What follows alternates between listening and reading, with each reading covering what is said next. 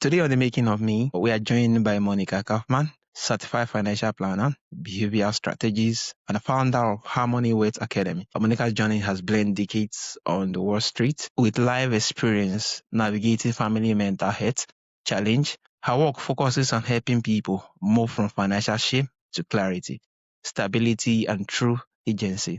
In this episode, we'll explore mindsets, money, and what it really takes to build lasting wealth. It's really a pleasure to have you on the show. Thank you. I'm happy to be here. Yeah, thank you so much. So, Monica, you have said that living alongside a sport with several depressions shaped you deeply. How did that experience change the way you think about stability and success? Okay, so one, it made me appreciate stability a lot more, and it's necessary. Like, for example, it's very difficult to have anything positive happen with anybody unless they're getting enough sleep, unless they're getting enough nutritious food. Okay. But people need a stable foundation in order to feel safe to grow. You can't constantly have the ground shifting beneath your feet. And Yeah. so that's part of it. And then the other piece of it is that when he first started on this road, we were exposed to something called cognitive behavioral therapy. And the idea behind it is that you take custody of the mind, and how you think about something becomes a feedback loop as to how you feel about it. And that leads to how you act. And that becomes sort of a self-defining principle. And so when you think about that, about everything, it shifts. You can shape to some degree how you feel and act by taking custody of your thoughts, realizing, is this real? Is this a fear? Where is this coming from? Is this based on truth? Is it not based on truth? And you can redirect and reframe everything. And how you look at something determines how you respond to it. And that can determine your end result. So really, truly, you have a lot more power than you realize. Yes, there's a biochemical aspect to it.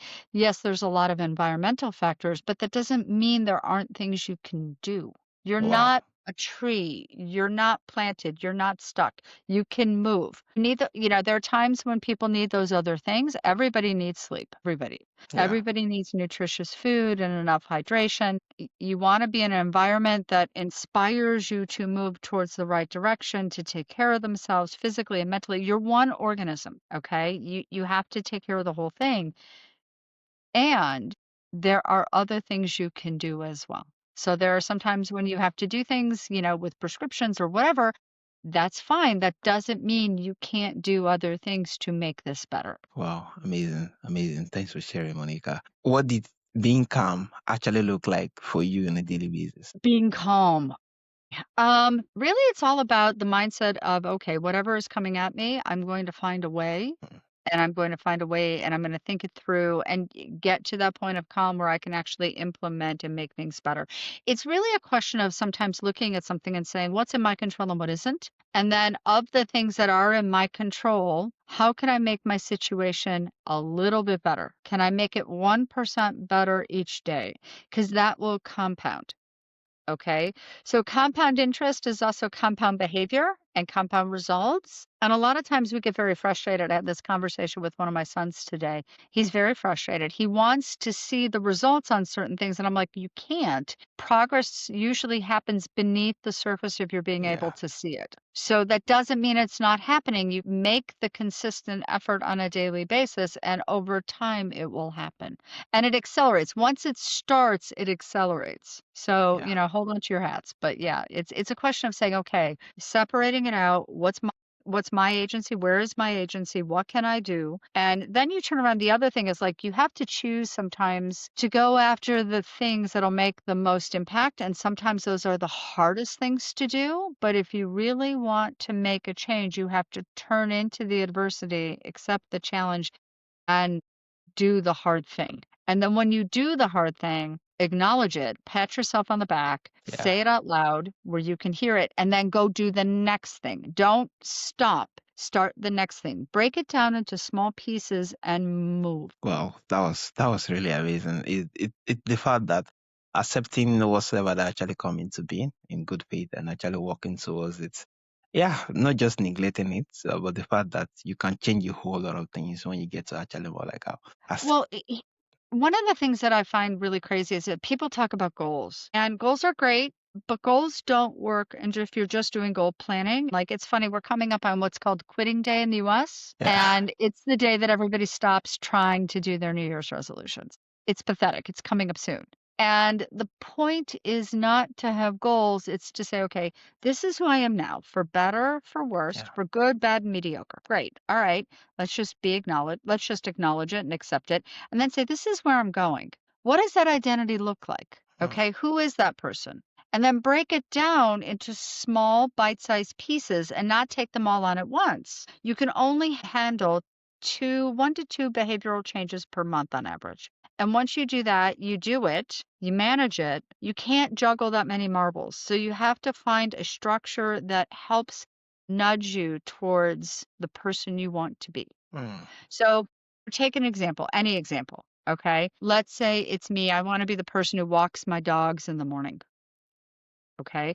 What does that look like? I want to be that person who takes care of my dogs. Well, I walk my dogs in the morning. All right. So make sure I know where the leashes are, make sure I get up and set it up so that when I get up, my exercise clothes are right there. If I need a coat, it's right there. I know where the leashes are. I'm ready to go. Grab the dogs. Let's go. It's a lot simpler. Create and craft and intentionally design your environment to facilitate that. Okay. Now I'm a morning person. So if I'm around other morning people, that's very easy. If I'm around night people, like my children, it's not so easy to do that. Yeah. Okay. It annoys them. Oh, well, they deal with it, but you get my point. Okay. Yeah. You have to be super intentional with it. And the more intentional you are, the better. And then the other thing for me is that I like visual cues. I like visual reminders. So I like to be able to see that I've done it a certain number of days. I like to be able to look at it. For exercise, for example, I have an app, couple of apps that you can see either on a bar chart or on a calendar chart. It'll Yeah. show a circle that I hit certain goals for physical activity. And that's a reminder. That's how I track it. Oh, I haven't done that for the past couple of days. Okay, I don't like seeing that incomplete circle. I don't like Yeah. seeing the bar chart showing the activity is lower than it should be, that threshold. So you have to be intentional with what you do, with what your time is and where your attention is. And also, the biggest thing is you have to be intentional with the people you surround yourself with. Okay. Do they call you to the highest version of yourself? Or are they content with you? Not that they don't love you and like you and support you, but they want you to do better because they know you can be better. Or they're like, no, we'd rather see you stuck where you are. Anybody who's like that, it's like, it's not like you cut them out. You Yeah. just spend a little less time with them. You create a Yeah. little bit of distance. Yeah, amazing, amazing. Find a system that nudge you towards where you want to go. And I think that was really amazing. And the fact that you make reference of, yeah, being intentional, not just setting goals, but the fact that being disciplined and on working towards it daily, towards that particular goals, not just more of a goal setting thing, but the fact that knowing where you are and looking forward to where you want to go and working out a system that actually more like take you to that particular destination. I'll That's give you an really example. amazing. Discipline isn't going to work absent a system. Okay. And it's not going to Yeah. work absent the environment. Okay, I'll give you an example of something. I had a young colleague that I was mentoring, and I adore this man. I adore his wife, and very, very great people. But at one point he came to me and said, hey, how do I deal with, we want to buy a house. We need to save up the money for the down payment. We need to get this done. And I said, what's the problem? And he said, well, we're spending a lot of time with our friends. We go out with our friends every weekend, and it's really important to us. So I looked and said, okay, how much money are you spending? He said, a lot. I said, okay, so let's try something. Are they at the same stage of life? Are they doing the same things? Are they married? Are they looking to do the same things you're doing? And he said, yes. I said, great. So why don't you look them in the eyes and say, look, you guys matter to me. All of you matter to me. We really love being around you, but we need to spend less money so that we can get into the house the way we want to. And so let's find a way that we get together one night of the weekend at somebody's home. And then every 2 months or so, we'll go out to dinner. But this way, we're spending less money. We're going into Yeah. somebody's house. Everybody brings something. We still have a good time, but we're spending less. And he said it made this huge difference. But it also meant all of the friends were willing to buy into the change because it actually helped everybody. So it became this supportive environment, and they were able to save up faster, and everybody got into their homes the way they wanted to. Amazing, amazing. I think they just speak volumes. So Yeah, discipline alone is not enough. System actually more like speak If you're volumes. going to rely on motivation, it's not going to work. What you need is a system that's going to reinforce things when things get tough, when the noise get loud. Okay, so we talk about these rules, and somebody says, well, what's the rule of thumb? Okay, that works, except for when things aren't normal. And when things aren't normal is when things fall apart and things can set you back. So you sit back and you say, okay, so the rule of thumb is sort of a start, but that doesn't mean average advice works for the average. I don't know anybody who's Yeah, technically average. yeah, so true. Okay, when you have a situation happen, and that was the thing that I learned, dealing with what Jeff went through and has gone through is, all of a sudden you start appreciating certain things. You start appreciating certain financial defenses. You start appreciating taking a proactive approach to a lot of different things. Yeah, amazing, amazing. Thanks for sharing. Yeah, Monica. So after years in major financial firm, how did your personal life reshape or how you view traditional financial advice? I think I'm a lot more empathetic to the fact that people have things that happen in their lives, that it's never just a straight line for everybody. I think Yeah, I understand a lot more that really money's just an extension of yourself. It's a tool. So a lot of people may worship it. They think it may convey status. They think it may be a sign of approval. And the reality is it's a tool. You need to just see it as a tool that you can use to take care of yourself and the people you care about. That's it. Okay. So yeah, when you subcontract out your self esteem or your financial decisions to gain approval so that you can belong to some sort of group, I think that's a potentially dangerous thing. Okay. It's funny. At one point, I watched some young women who were joining a sorority, and I watched them go from store to store with other people from the sorority to buy the clothing and the shoes and the jewelry and the whatever in order to fit in with the sorority. It was part of the rushing process. And I looked at that and I'm like, you know what? Wait a second. I have to buy acceptance? Really? Really? Okay, yeah, no. Okay, and the funny thing is the people who truly are financially successful aren't looking to other people to validate. yeah, You yeah, have to have a amazing. sense of self and a sense of identity that, it's not about labels, it's about quality, it's about fit, it's about workmanship, it's about doing it the right way. Okay? It's Yeah, and amazing. yeah. Yeah, yeah, thank you, Mika. So shame come up a lot in your work. Where do you think financial shame really starts for most people? Okay, so there are a lot of people who are adults and who are disciplined, successful, proactive, responsible, really very successful in a variety of different things, and they are successful in their lives. But we have what's called an identity, personality that is really established by age 6, according to the psychologist. And that is a factor of our parents, our genetics, our culture, the people that are around us. And those beliefs and aspects are really established by age 6. So sometimes what happens is you wind up with aspects of that money identity, that personality type, and that relationship to money that reflects messages that may have been true for people in the past, may reflect family experiences, but doesn't necessarily reflect the person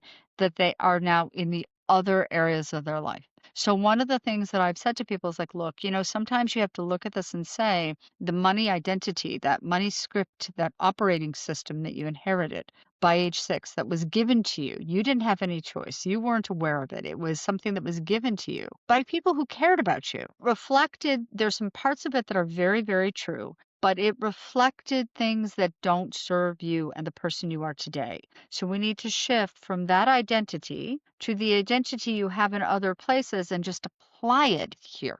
Okay. And so it's one of those things where it's like, look, you know what? You are this person in other areas of your life. Let's help you become this person in your financial life. There's nothing here to fear. This aspect is a money script and operating system that needs to be upgraded, but it needs to also reflect who you are in the other Yeah, parts of your life.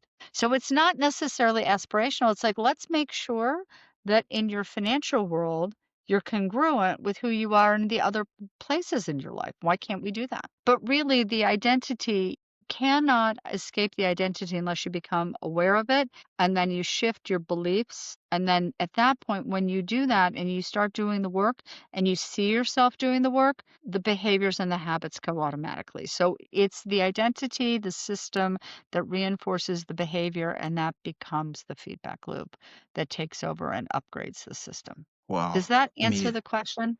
Yeah, it does. It does perfectly. Yeah, So thank you. yeah.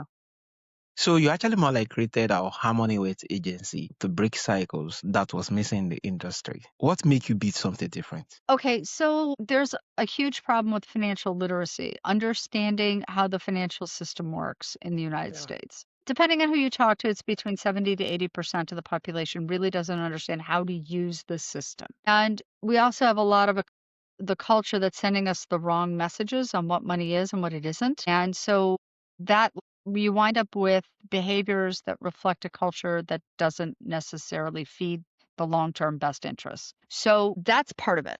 And so the industry itself for financial advice and financial management deals with people when they have money. And financial literacy tries to teach the system, but it's not about information, it's about behavior change.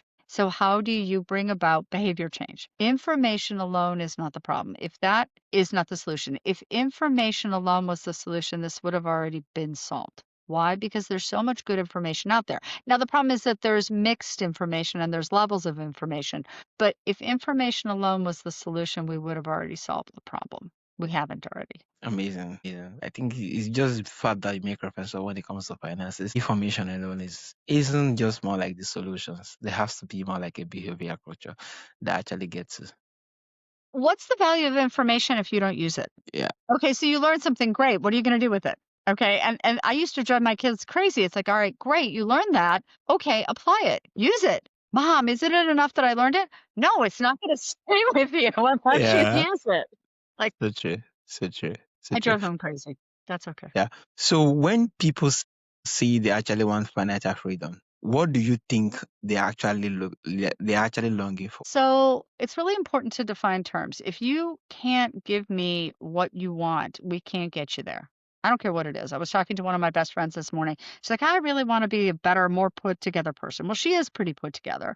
But I said, okay, what does that mean to you? She's like, well, I can't define it. Well, you're not going to get there if you can define it. If you can't define it, she was like very frustrated. All right. Anyways, I'm one of those frustrating friends. It's like, I will listen to you, but then we're going to shift to problem solving at some point along the way. Anyway, so when it comes to financial freedom, what that I think means is whether you work or whether that you don't, you can carry the load of your financial obligations to take care of yourself and who matters to you. Okay. So to do that, income is not wealth. Okay. Wealth pays you. Income that you earn is a great thing. It's a huge blessing. And I'm proud of people for building up their income. That's a great start, but it's not wealth. Wealth pays you. So you have to find ways to translate what you know, what you can do, what you've been paid for into wealth that will pay you. And once you have enough wealth beneath you, whether you work at a job or you don't, it doesn't matter. You can still meet your financial obligations. And we walk through defining that and understanding what that looks like because, again, you have to get real clear on who you are and what you want. And you have to give yourself permission to say it. Amazing. Thank you very much, Monica. I think the fact that you make reference to, yeah, weight actually pays you compared to income. Income doesn't, and being weighty is different from being having more like a bigger income, and this really speak volumes. I am not knocking income. I am not knocking it. I Yeah. want people to have an income, okay? I'm absolutely not. I applaud everybody. I want people to have a good income. Okay, but then I want you to learn how to take what you know, Yeah. what you do, and what you've been paid for, and translate that into stuff that pays you. Yeah, amazing. So as a caregiver and mother, how did you learn to set boundaries around money and responsibility? That's not an easy question to answer. That is absolutely not an easy question to answer. My kids are great. They've been great. We structured their environment to match their personalities and their temperaments and to match their success, and they ran with it. They did very well with that. So that I'm very grateful for. I think the biggest thing, and this is what I keep pushing people to understand, is that You need to understand who you are and you need to set up financial defenses. So, one of the first things I say to most people in the United States is when you get a job working for somebody else, if you have to work to pay your bills and have a roof over your head, the first thing I want you to buy, if your employer offers it as a benefit, is what's called disability insurance. And what that is it's income replacement for you in case through no fault of your own, you're sick and you can't work. Yeah. And what that does is it comes in, it's usually very inexpensive, especially when you're first starting out in a job. I've told people that it's like, okay, it's the cost of one adult beverage every pay period. And that I'll never forget, I had a young engineer many years ago who said, I don't want to spend the money. I said, just do it. Talked him into it. He signed up for it. He called me. He said, well, it came in and it hit my paycheck. I was a little worried. I'm like, how bad was it? I said, was it an adult beverage? He said, no. I said, more? He said, no, less. I said, how much less? He's like, I don't know, guess. I said, was it a Starbucks beverage? And he laughed and said, no, it was less than a Starbucks beverage. I said, okay, so you're going to listen to me next time. He said, yeah. So it's really usually if you buy it through work and it's a group policy, it's usually very, very affordable. The purpose of that is to replace your income if through no fault of your own, this could happen. And I'll never forget, I was talking to somebody who was sent to me to do some coaching, and she was young, up and coming, very highly regarded. She and her husband had gotten themselves into debt and some financial difficulty. They had a couple of young children, and she borrowed money to pay off the debt from her family at an accelerated rate. And I said, okay. I said, now here's the thing. Are they demanding that you pay it off this fast? And she said, no, I want to just get out of debt. I said, that's great. Tell me about your emergency fund. An emergency fund is just cash on hand that's there in the event of an emergency. And she said, well, I need to pay off the debt first. And I said, how much do you have in an emergency fund? She said, why do I need it? I said, do you have disability insurance? And the answer to that one was no, she didn't, he did. Okay, why don't you have disability insurance? Why would I not be able to work? I was like, stuff happens. Things happen. Okay. You can't plan for anything. 70% chance that you're going to have a disability event at least once in your lifetime. And she's like, no, I'm not going to have it. Okay. So we had this conversation and, she said, why do I need to pay off? Why do I need to create an emergency fund? I said, if you wind up in a situation where you cannot work, well, that'll never happen. If that happens, what's going to happen is you're going to have to go back to your family to borrow more because you're not going to have enough money on hand to pay for the situation. Well, to make the long story short, COVID hit a few weeks later after we finished working together, and she called me. And she was one of the young execs who was let go. And I said, are you going to be okay? She said, yeah, I'm going to have to go back to my family because she didn't have an emergency fund. And so, yeah, it was horrible, but it was one of those things where I was like, no, fine. I realized I understand you don't want to eat and chew gum at the same time. Okay. You don't want to walk and chew gum at the same time. I get it. You don't want to do it. But you have to fund both, especially when you're first starting. It's your foundation. And it's like you're walking on two legs. You can use a crutch if you have to, but you need to move forward. That's what that walking motion is. And you have to walk before you can run. And so it's paying down the debt, creating the emergency fund in order to have stability and having that cash on hand without having to go to the markets, without having to cash anything, without having to sell anything, makes you more stable and more resilient. What's resilience to you? Seriously, what does it mean to you? Yeah, resilience being able to kind of stand up and actually get to fight again. Even when everything is against you, you can still, it gives you the capacity to stand up and face it again. So financial resilience is the same thing. So having cash on hand makes you more resilient. Having the disability insurance makes you more resilient. Okay. Also having something in the United States, having health savings accounts. Why? Because we have a certain amount that we have to pay before the insurance covers everything, and there's steps along the way. Having the money set aside in an account where it's just for healthcare expenses means that if God forbid something happens, that's there. And if you can't work, the disability insurance is there. And all of a sudden you have the time and the mental space to breathe to let yourself heal and recover and get healthy again. So it becomes a system that promotes that resilience where you've gotten knocked down and you come back up. Makes it a lot easier. You're not worrying about the financial pieces. You're worrying about the health pieces, which is really what's more important. Yeah. Okay. Yeah. Yeah. Again, the money is just a tool to take care of yourself and the people who matter to you. That's it. Yeah. Yeah. Thank you, Monica. That was really amazing. So Really. looking back, how did your personal challenge prepare you or to help others rise with clarity and confidence? It gives, I think with everything, you don't really understand the value of everything you're learning and the challenges you face. You don't really get stronger without taking on challenges. Mm, Okay. A life without challenges means there's no progress. So you can, once you take on a difficult challenge, overcome it, you can take on the next challenge. It's a scale. Like you can't go unless you play the game. I understand somebody gamed this, but you can't go from 0 to the top of Mount Everest without going through a process. It's the same thing with everything in life. You go through the process of getting stronger and stronger and stronger. The more heat you apply to carbon, oxygen, and the more pressure, the stronger the steel. yeah. Okay, carbon, iron, oxygen, heat, Yeah. pressure, the stronger and stronger the steel gets. And it's like climbing Mount Everest. You go up to base camp, you get there, you're there, you go home, you go back, you go up to base camp, you hang out, you go back down. You go to base camp the third time, you hang out there for a little bit, you go back down, you climb up a little bit, you go back down to base camp. That's all a process of acculturation and taking on bigger and bigger challenges. It's the same thing. So you only really see the progress when you look back at your life and you go, wow, I see the arc of the progress. And by going through the challenges and leaning into them, I got stronger and I'm able to take on more. Yeah.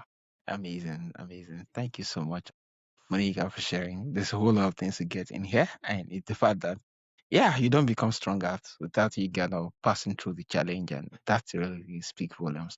So, Monica, how can our audience connect with you? How can they learn more from you? And where is the best platform to do this? Okay, so we are in the process of relaunching some things. There's going to be a sprint coming up in a few days. It's 5 days, 5 minutes a day. This has to fit into your life, not take over your life. All right. So I want people to sign up for the sprint. I'll give you the link so that you can include it. I'll email that to you, but you can have that and people can sign up for that. There's also the website is in the process of being relaunched, so you'll be able to connect with me through that on the website, which is harmonywealthacademy.com. And people can always reach me through my email, which is mkaufman@harmonyam.com. Amazing, amazing. Monica, thank you. Your story reminds us that lasting weight isn't built through pressure or perfection, but through calm structures and aligned choice. Financial freedom starts when you actually stop outsourcing your power and begin leading with clarity. It's really amazing having you on the show, Monica, and thank you for the load of insight. Thank you for having me. This was amazing, and I very much appreciate it.